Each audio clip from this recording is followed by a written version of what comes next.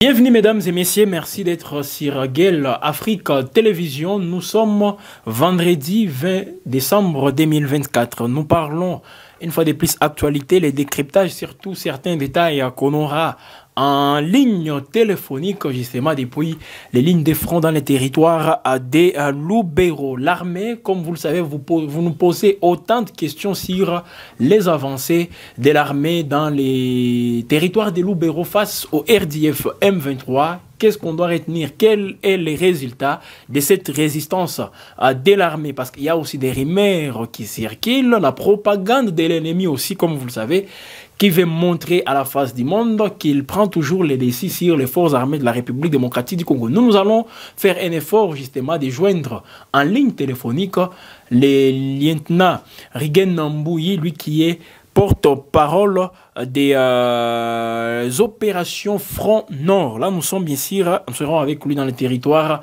des Lubero. Mesdames et messieurs, on va aussi aborder justement cette question sur les nominations parce qu'il y a toute une panique, plusieurs interprétations qui sont observés aussi après toutes ces mises en place au sein des forces armées de la République démocratique du Congo. Au niveau opérationnel, au niveau même des différentes zones de défense, il y a des nouvelles figures. Alors, est-ce qu'il y a de quoi être optimiste quant à ça? On va en parler. Et surtout aussi, mesdames et messieurs, comme vous le savez, des discussions qui fusent de partout, allant même dans le sens d'affirmer que la République démocratique du Congo est en train de poursuivre avec les offensives diplomatiques. On va en parler parce qu'il y a toujours une main noire aussi des puissances occidentales. Les puissances occidentales qui veulent à tout prix pousser le gouvernement congolais à des discussions directes avec le M23, un groupe qualifié de terroriste par le gouvernement congolais. Est-ce qu'on peut discuter avec les terroristes? La réponse est non. Mais on va justement aborder cette question qui veut justement induire la République démocratique du Congo en erreur. Les rôles que la population doit jouer justement pour ne pas accepter à ce que les choses marchent comme ces gens, comment dire, les impérialistes sont en train de les vouloir. Parce que nous savons tous ces impérialistes c'est là qui sont derrière les Rwandais. Ce sont eux qui appuient les Rwandais. Les Rwandais n'ont pas une force militaire qui peut aussi lui permettre de prendre toutes ces entités qu'il occupe aujourd'hui en province du Nord Kivu. Alors parlons tout d'abord, on va d'abord aborder la situation dans les territoires des Lubero. Comme vous le savez, durant les 3 jours, mesdames et messieurs, des hostilités, durant les 3 jours d'intenses combats entre les forces armées de la République démocratique du Congo et les M23 RDF toujours dans le territoire des Lubero. Alors, nous allons joindre en ligne téléphonique directement M. Mbouyi Kalonjirigen, qui est le lieutenant et porte-parole, bien sûr, des opérations Front Nord dans le territoire des Lubero. Mon lieutenant, que doit-on retenir justement de ces 3 jours d'intenses combats entre les forces armées de la République démocratique du Congo et les rebelles du M23 appuyés toujours par l'armée rwandaise? Vous êtes en direct sur Gale Afrique Télévision. Alors, la ligne, voilà, il est là. Mon lieutenant, vous êtes sur Gale Afrique Télévision. Que doit-on retenir justement de tous ces affrontements?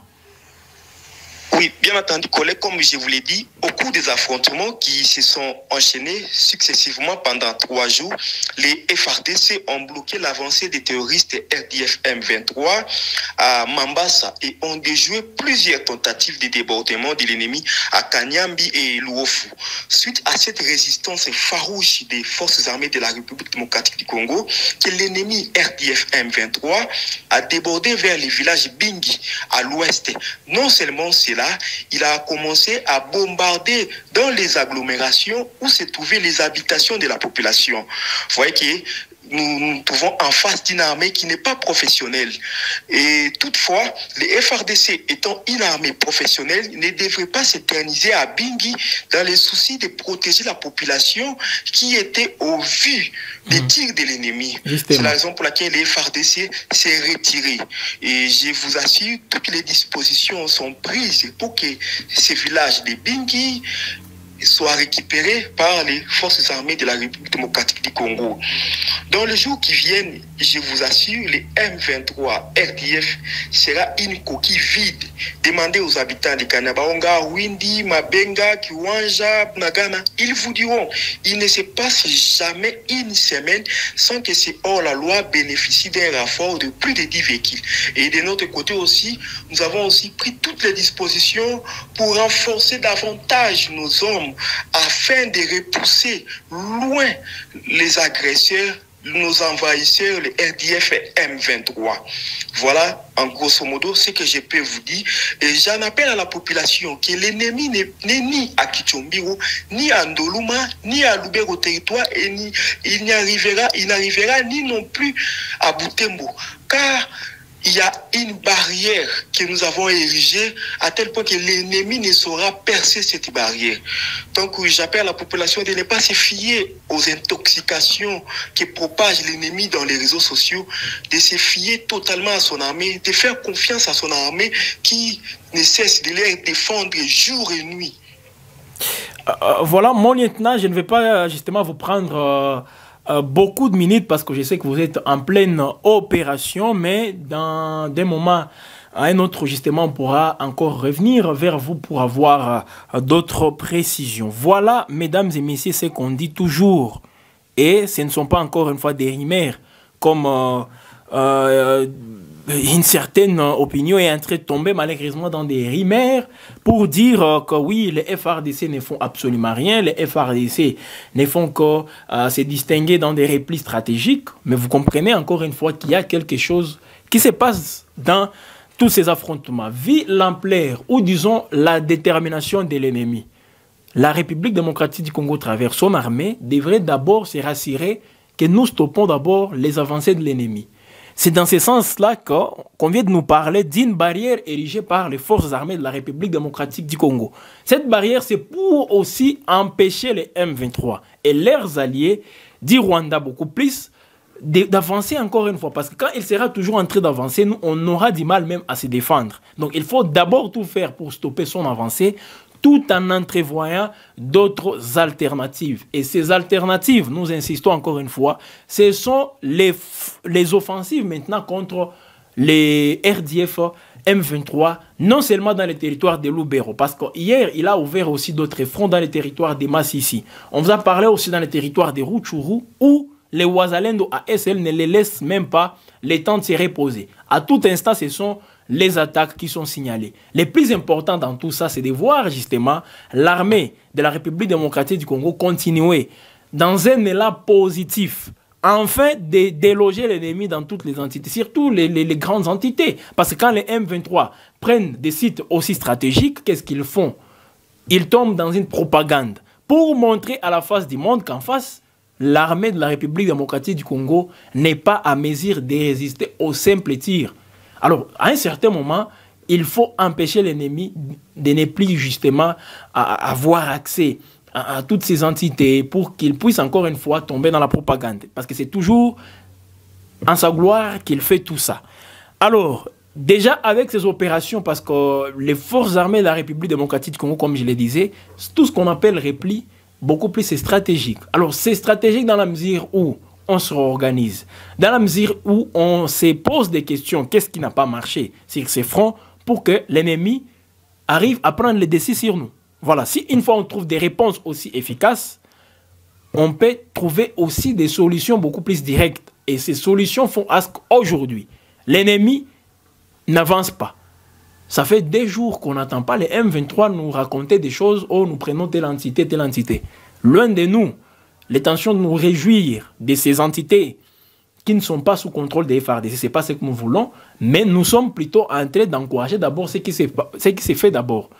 Parce que la manière avec laquelle les M23 sont venus, les lieutenants et porte-parole des opérations Front Nord qui viennent nous donner tous les détails, il nous dit même dans les entités occupées par les M23, que ce soit Rwindi, Kanya, Bayonga, les M23 se renforcent par des camions. Ce sont plus de 10 camions qui viennent chaque jour pour renforcer les lignes de front.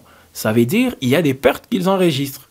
Donc, ne vous fiez pas, encore une fois, je précise, j'insiste sur ces points, ne vous fiez pas aux rumeurs qui circulent, des informations qui circulent, je ne sais pas, à provenant d'où. Ces informations peuvent trouver l'origine dans les laboratoires aussi de l'ennemi. Et l'ennemi, pour sa part, c'est de couper, comme je l'ai dit même hier, couper cette collaboration aujourd'hui qui existe entre la population et l'armée. Quand la population voit l'armée aussi paniquer comme ces fausses informations, on essaie un peu de l'affirmer, que l'armée panique, l'armée est en train de fuir en tirant partout là, et en pillant même les habitations des civils. Mais c'est faux, ça c'est tout simplement pour couper cette collaboration civilo-militaire. Et pour l'ennemi, c'est cette fibre justement qui fait à ce qu'il n'arrive pas à bien avancer. Ne vous en faites pas. Si les M23, si ça dépendait de leur mobilisation, si ça dépendait de tous ces efforts qu'ils sont en train de mettre en place, les moyens, je vous assure, ils seraient même au-delà de la ville de Butembo. Mais, parce qu'il y a la collaboration qui est toujours au rendez-vous entre la population et l'armée, voilà pourquoi les choses semblent un tout petit peu résister.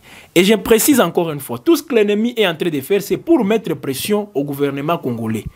Les M23, eux aussi, n'ont pas besoin de rester là le plus longtemps parce qu'ils n'ont pas les moyens nécessaires pour y arriver.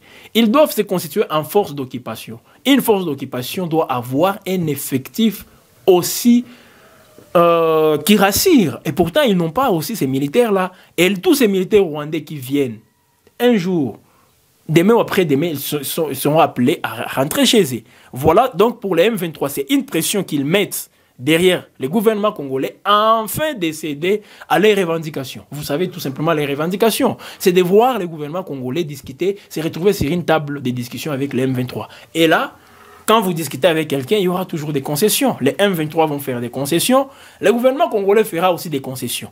C'est dans ce sens-là que vous allez voir n'importe qui intégrer l'armée.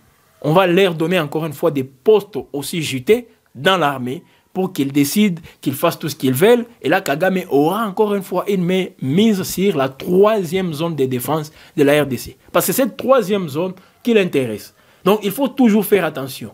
Et la position du gouvernement congolais de ne pas dialoguer avec ces gens, de ne pas discuter avec ces gens, elle est toujours à saluer. Donc, les différentes officines étrangères, justement, qui viennent pour demander au gouvernement congolais d'accepter, ou disons, de lever cette décision et de discuter avec le M23, c'est pas, il faut décourager tous ces gens. Toutes ces officines, il faut les décourager en tout cas dans cette démarche. Parce que le gouvernement congolais doit rester ferme à sa décision. On ne discute pas avec les terroristes. Et ces principes, nous le savons tous, c'est grâce aux Américains.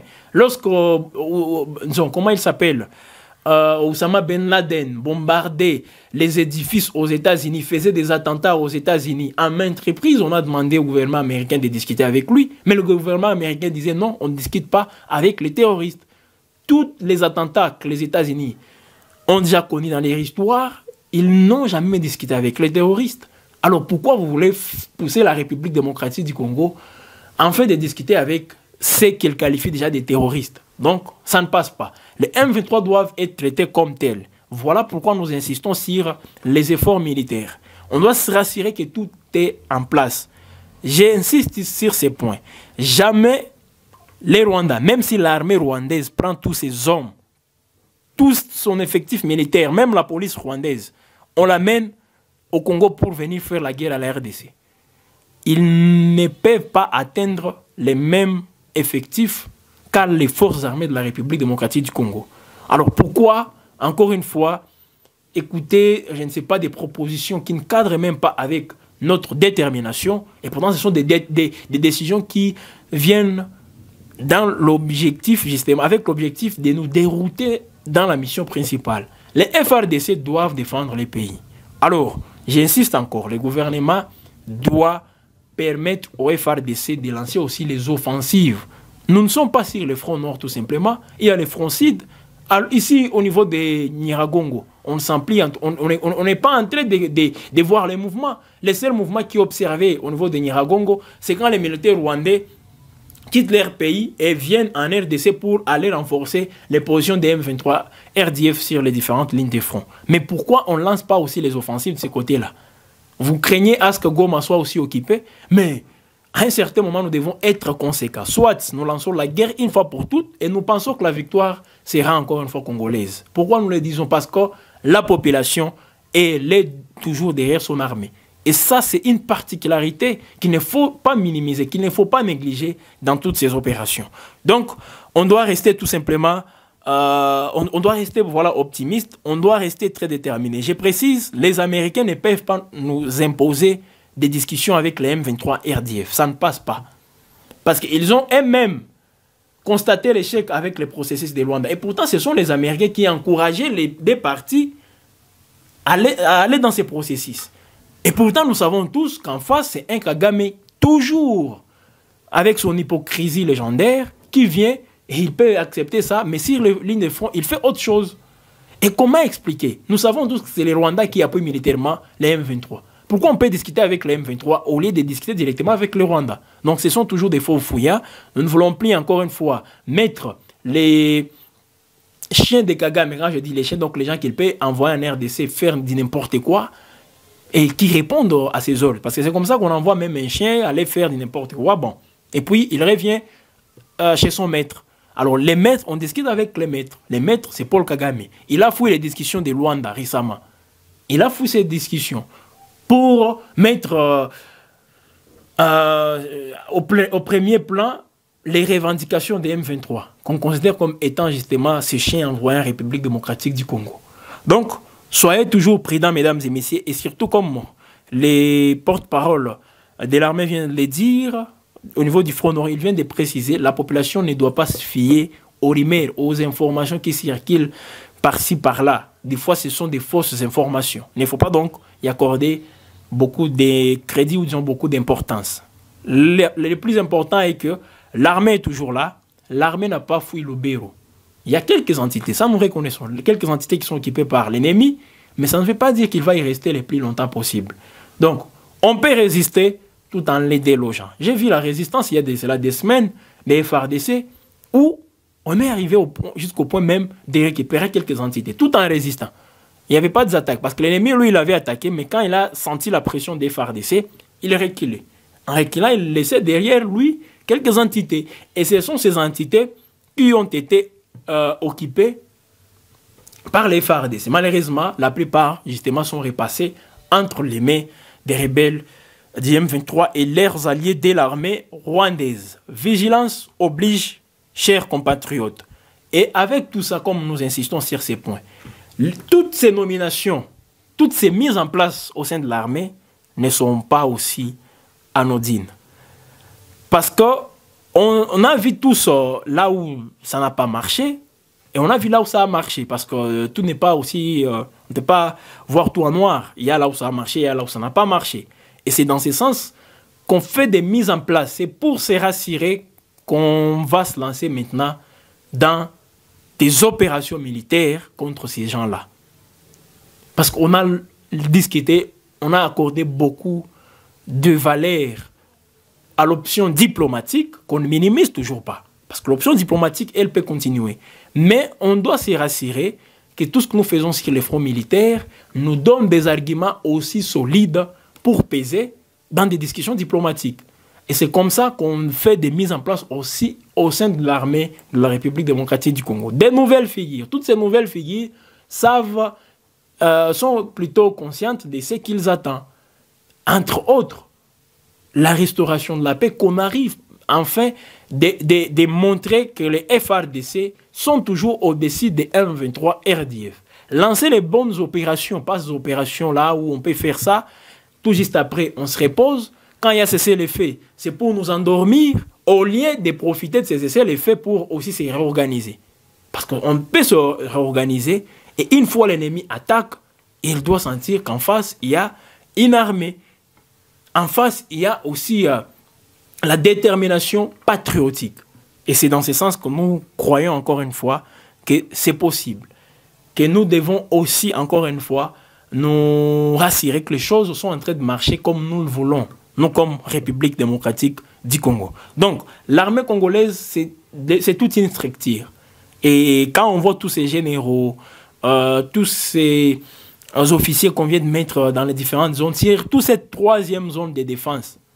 Parce qu'on a plusieurs provinces, les Nord Kivu, les Sud Kivu, la province même du Tanganyika, la province du Maniema, la province de la Chopo, nous avons la province de l'Ituri, les Bazouélé.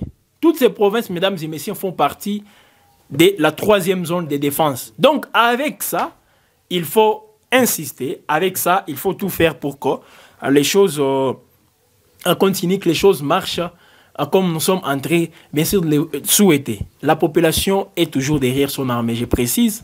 Et c'est comme ça qu'elle va accompagner toutes ces figures qui viennent, tous ces officiers qui viennent d'être nommés.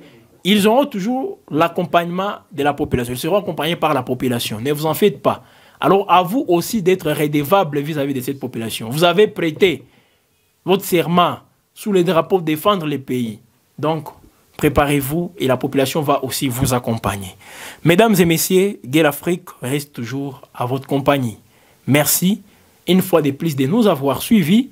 Alors, restez toujours branchés. Abonnez-vous. Si ce n'est pas encore fait, n'hésitez pas aussi de faire des commentaires. Quelles sont vos impressions par rapport aux mises en place qu'on vient de voir dans l'armée? Toutes ces nominations, que pensez-vous de tout ça? Vous venez aussi d'écouter les porte-parole de l'armée pour les opérations Front Nord qui viennent nous donner toutes ces précisions. Que pensez-vous? Nous allons vous lire en commentaire. Entre-temps, justement, partagez aussi l'émission pour que d'autres personnes puissent suivre sans beaucoup de difficultés. Merci et surtout, bon week-end chez vous.